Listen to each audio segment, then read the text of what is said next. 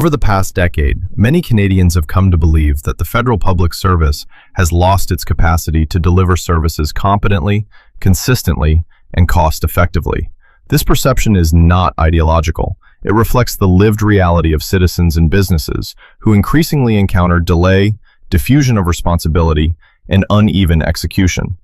Repairing this will not be simple, but in the current political and economic climate, it is imperative if Canada is to remain serious about national ambition and institutional credibility.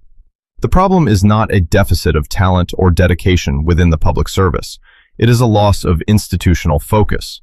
For much of its modern history, the federal bureaucracy was organized around a clear purpose, delivering results in the public interest. Authority was matched with accountability. Advancement followed performance. Judgment mattered. Outcomes mattered more. That equilibrium has eroded.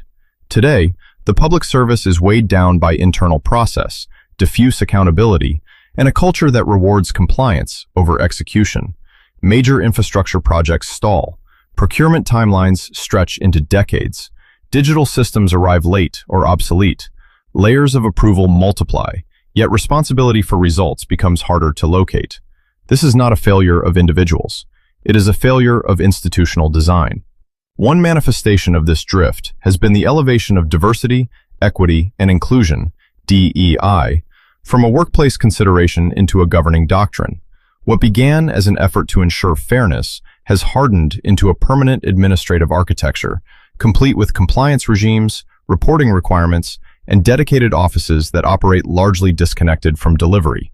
These structures are rarely assessed against a simple question: do they improve results for Canadians?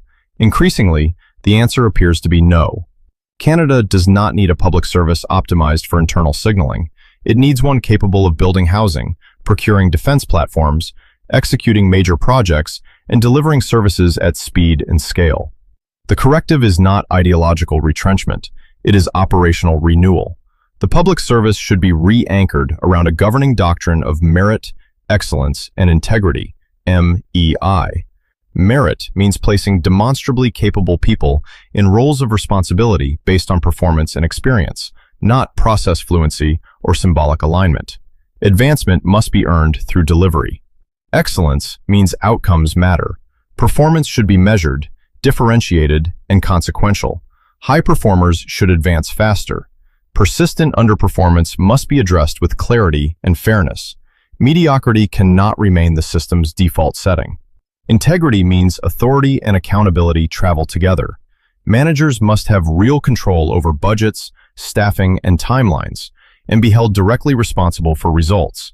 Decisions need owners. Failure must be acknowledged and corrected, not buried under committees. Reform must also address the machinery of government itself. Internal processes should be pruned, not layered. Committees should enable decisions, not replace them. Horizontal initiatives should have clear executive ownership.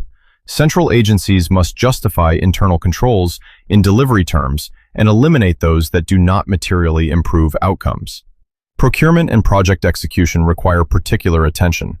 Canada needs a professionalized delivery corps with the authority, expertise, and incentives to manage large projects.